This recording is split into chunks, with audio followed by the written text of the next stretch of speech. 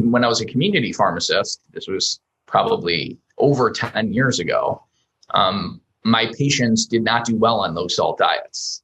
Their doctor, if you go to the doctor's office and you have high blood pressure, the first thing they're going to tell you is just to cut your salt intake.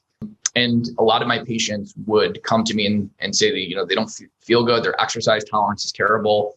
A lot of them actually would pass out on a low salt diet because it just bottoms out your blood volume. And so it wasn't matching basically the guidelines saying everyone should consume a low salt diet. It was not matching the health of my patients. And so when I would push back, and they would go to their doctors and say they weren't doing well, and the doctor would say, okay, so start adding salt back to your diet, they would instantly feel so much better. Even people with atrial fibrillation, their AFib episodes would almost go completely away. So right then and there, I was like, okay, something's wrong here with the guidelines. And what's interesting is if you actually look at the level of evidence that's supporting these guidelines, like the American Heart Association, congestive heart failure guidelines telling these individuals to go on a low salt diet, it's based on level evidence C, which is just expert opinion. It's not based on like meta-analyses of randomized controlled trials in humans. It's not just the fact that the evidence does not suggest that this is correct. It's when you actually look at the real world population, so much harm you can see when people start cutting out their salt intake. Only 20% of people with normal blood pressure are quote unquote salt sensitive. In other words, we'll see a significant reduction in blood pressure when they lower their salt intake. Now, I would argue that reduction in blood pressure is actually harmful because you're just decreasing blood volume and you're dehydrating that person. That's not a good way to lower blood pressure. A good way to lower blood pressure is to improve like insulin sensitivity, improve the dilation of the arteries, increase nitric oxide, like do it in a good way. Don't just dehydrate someone by putting them on a low salt diet. And we forget about all the harms that happen. When you start consuming less than about 1.5 teaspoons of salt per day, or about 3,000 milligrams of sodium, all the stress hormones dramatically increase to try to retain that salt. So you have increases in all the artery stiffening hormones like renin, aldosterone, angiotensin II, the heart rate increasing hormones, noradrenaline, adrenaline, things we block with medications to prevent death and cardiovascular disease, all dramatically go up, typically anywhere from 2 to 10-fold. To think that a small reduction in blood pressure, which again is probably harmful, could offset all the increases in stress hormones, artery stiffening hormones, and insulin resistance dramatically goes up as well. Is beyond me. That's just myopically looking at one surrogate. The true white crystal that chronically raises blood pressure in a significant harmful way, that damages the kidneys in a significant harmful way, that increases the risk of diabetes, is refined sugar and not salt. Because overconsuming refined sugar will chronically elevate glucose levels, which will pull water into the blood vessels and actually increase retention of fluids in the arteries and chronically elevate blood pressure. Whereas that doesn't happen with sodium. You don't get chronically elevated levels of sodium. Your body can basically adjust very quickly. And so it's really the sugar that's leading to retention of salt through the increases in insulin. So what ends up happening is if you were to just cut out the refined sugars and refined carbohydrates, your insulin levels would normalize and drop, and then you wouldn't over retain salt. Prior to refrigeration, we had to use salt to actually preserve our food. So if you look back in Roman times, they would consume typically 25 grams of salt. A lot of the Scandinavian countries, which would preserve a lot of their herring and cod in salt, they consumed upwards of 100 grams of salt. And we only consume 10 grams of salt now because we have the advent of the refrigerator. So you actually had a decrease in salt intake during the time that you had an increase in cardiovascular events, all-cause mortality, hypertension, and things like that. And part of that is due to the increases in refined carbohydrates and sugars. Salt is an essential mineral. If you don't get enough, that is much more harmful than getting too much, because your body, your kidneys, and your body actually maintain salt balance. So trust your salt, basically taste receptors. We have numerous systems in the body that drive us to consume salt. If you think about it like animals, they go, how do they inherently know to go to a salt that can consume it? It's controlled by the body. I would say, think of it like water. I wouldn't chronically restrict your water intake to lower your blood pressure. Your body knows how much water it needs through thirst. And the same thing with salt. The body knows how much salt it needs through its what's called a salt thermostat. Yeah, so what people need to understand is when you stop consuming processed foods and you start eating whole nutritious foods, they're very low in salt. So you have to add the salt back. Otherwise, you're going to be consuming an extremely low amount of salt if you're eating fresh produce and lean cuts of meats. So the easiest way to do that is to really use something like Redmond Real Salt to salt your food. I also use some of their electrolyte powders too, especially prior to performance. I'll just put the powder in water and use that as a way to kind of boost my blood volume prior to exercise. You're right. Most people believe that hydration equals drink plain water. Unfortunately, actually drinking plain water can actually make things worse. Number one, what ends up happening is after you absorb the water, you dilute your blood sodium levels. And so then your body wants to excrete it. And so if you drink just plain water, you can actually drop your blood volume because your body is saying, okay, I need to actually diurese. I need to get rid of this extra fluid. And studies have shown that drinking just plain water increases the body's susceptibility to electrically induced muscle spasms and cramps because it dilutes your electrolytes. So it's actually one of the worst things to do to drink plain water prior to performance. And you can actually inhibit vigorous exercise performance as well, drinking plain water, depending on how much you drink, because when you're doing vigorous exercise, which is basically 64% of your VO2 max or higher, gastric emptying, meaning how quickly fluids empty from the stomach to the intestine, goes down. And so you actually, if you consume, let's say, just 5 ounces of water every 15 minutes, you will exceed your stomach's ability to dump that water, and you will increase and expand the stomach, and that can lead to bloating and cramping. And that's been shown to just drinking 5 ounces of water every 15 minutes in vigorous exercise has been shown to decrease performance by 2.5%. Not only that, but if you're talking about like a marathon, over consuming plain water can increase the risk of death due to what's called hyponatremia, basically plummeting sodium levels in the blood. So you got to be really careful just drinking plain water in both endurance exercise and vigorous exercise. There's 3 basic ways to hydrate.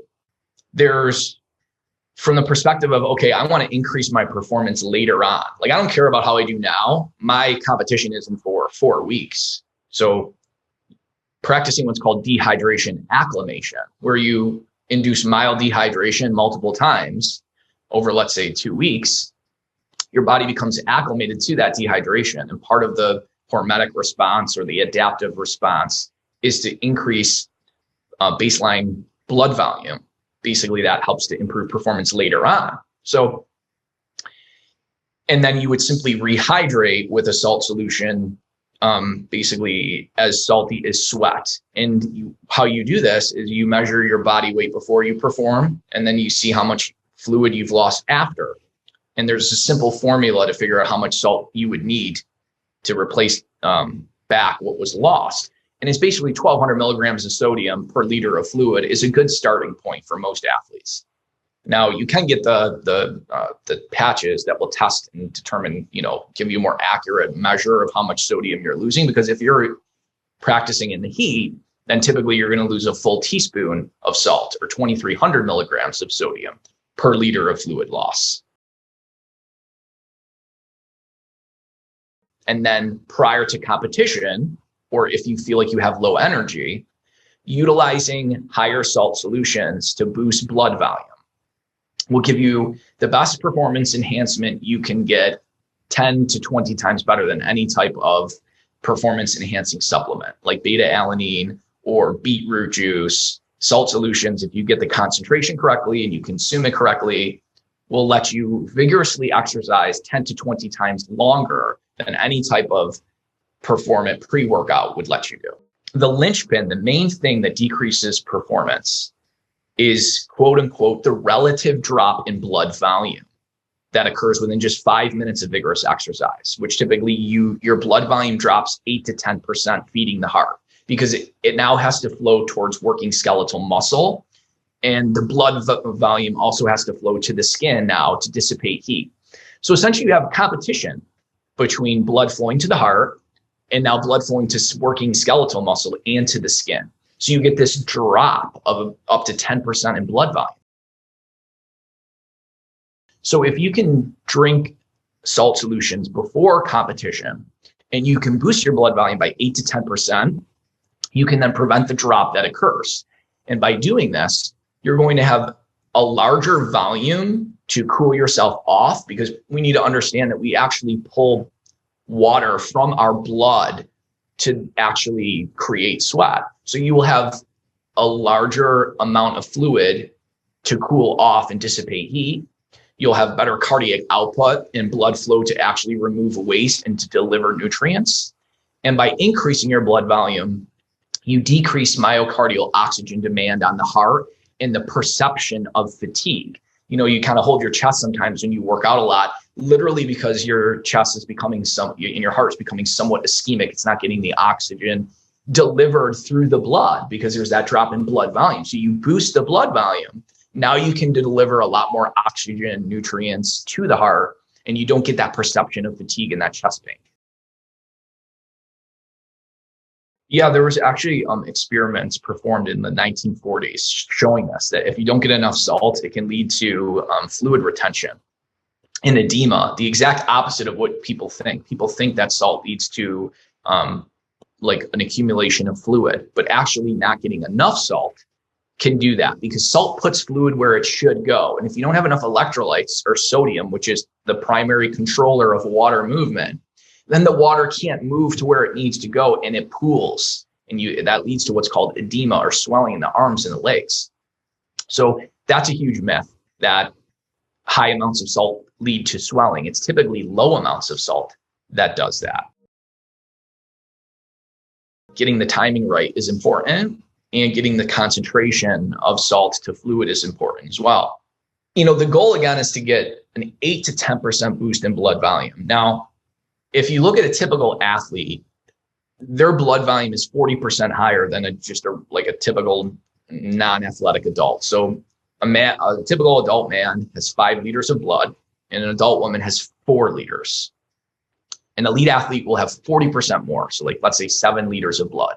Elite, highly elite rowers will have almost twice that. They'll have 9 liters of blood volume. So the main adaptation to exercise is an increase in blood volume, because that gives you the greatest net return on investment. You got to figure out a salt solution that will actually lead to an increase in blood volume. And basically, you need solutions that are as salty as sweat or even more so. So that would essentially be about 3,000 milligrams of sodium, upwards of 4,300 milligrams of sodium in anywhere from 26 ounces to a full liter of fluid, respectively. And you start slowly consuming those salt solutions 90 minutes before competition, and you slowly consume it over about 30 minutes. And then by the time you start competing, your blood volume is peaked, your blood volume is at 8 to 10% higher, and then you're going to reap all of those benefits. The quickest way to become heat acclimated would be going into the sauna every single day for 2 weeks, or you can go 4 times a week for 3 weeks, and you'll be heat acclimated. So that's how you do that. Now, to get down to the more specifics, you need to elevate core body temperature to about 101.3 Fahrenheit, and you want to try and maintain that for 20 to 30 minutes. You want to get around 12 to 13 total sessions. Now you're quote unquote heat acclimated. Well, what ends up happening is numerous adaptations occur. So number one, your baseline blood volume dramatically increases. The concentration of red blood cells goes up, so you can deliver more oxygen. Your sweat rate increases. The threshold for you to sweat decreases, meaning you start sweating quicker to cool your body off quicker. Your sweat is also more dilute in electrolytes, so you're not losing as many electrolytes when you're heat acclimated. Now, this is key. When your sweat is more dilute, it evaporates faster. So you are literally a better cooling off machine when you are heat acclimated as well. And your baseline core body temperature is lower, meaning it takes a much longer amount of exercise to hit a critical core temperature. which would shut down, let's say, muscle activity and lead to fatigue. So you can exercise longer before you actually hit a critical core temp because you're starting at a lower baseline core body temperature. So those adaptations from heat acclimation will last even about 2 weeks after stopping, as long as you maintain a good exercise regimen. If you do it longer than that, you'll start actually getting slightly more benefits as long as you rehydrate appropriately afterwards. So if you're becoming heat acclimated and you're just tanking your electrolyte pool, you can actually inhibit performance. So you just got to make sure that you're rehydrating really well afterwards with an appropriate amount of electrolytes and fluid. So the feeling is different, but infrared is more tolerable because you can basically get the same amount of sweating at a lower temperature. But other ways to become heat acclimated as well would be to like go into a hot bath numerous times a week, like 4 to 5 times a week, and stay in there for like 20 minutes. But you don't have to stay in as long in a hot bath because water conducts heat 2 to 4 times better than air. So you actually will start sweating much faster in like a hot bath versus a sauna. Now, here's the key. I don't recommend actually doing sauna too soon or too close to competition. I think it's good to have a full week off of it if you can, basically, because it is fatiguing. And you still retain most of the benefits for a full 2 weeks as long as you maintain a good exercise regimen. We do lose a lot of other electrolytes besides just sodium and chloride, which is salt, through sweat. We lose iodine at about 50 to 100 micrograms of iodine per liter of fluid loss. We also lose about 40 micrograms of selenium, about 0.4 milligrams of copper, and we also lose some chromium as well. When you lose a mineral, some minerals have really low bioavailability that you need to actually consume 100x of what you lost to regain it back. And so chromium is one of those. Chromium only has a oral bioavailability from the diet or supplement of only 1%. So if you lose, let's say 7 micrograms, because that's typically what you lose, about 7 per hour, you got to consume 700 micrograms to get it back because you're only absorbed 1% through the diet. Heat acclimation is great, but if I do this like a lot, how much minerals am I actually wasting? You just got to make sure you're getting them all back. Yeah, so red light is going to be higher in the sun spectrum early on in the morning and in the evening, whereas you have more UV in the midday.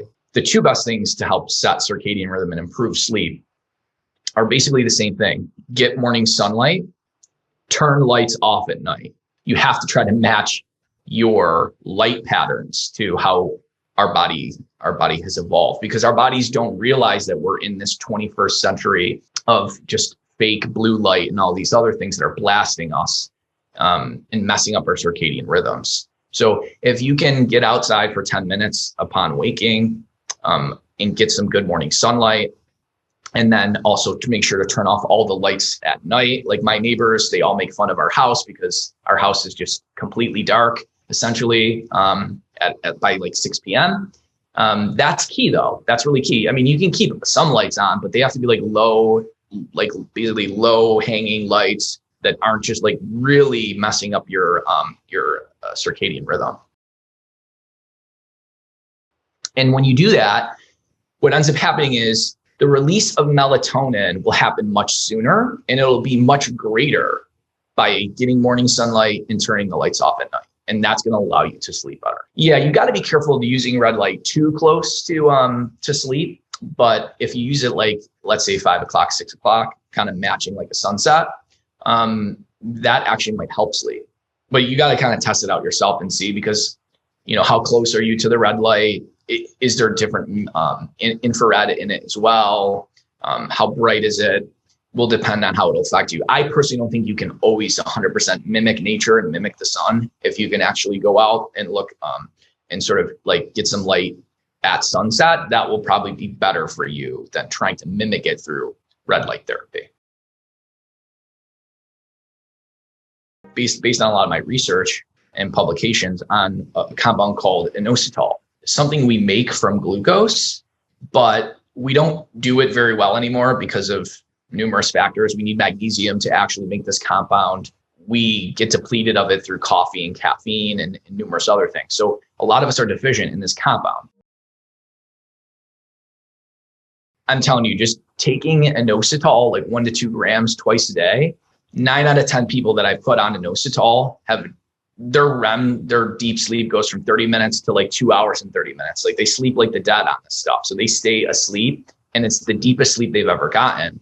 And part of it is because inositol allows neurotransmitters to be released in the brain, like serotonin, which eventually turns into melatonin. So if you want to release the precursor to melatonin so you can fall asleep, you need inositol compounds to do that. And if you're deficient in it and you take this supplement, it can triple, quadruple your deep sleep.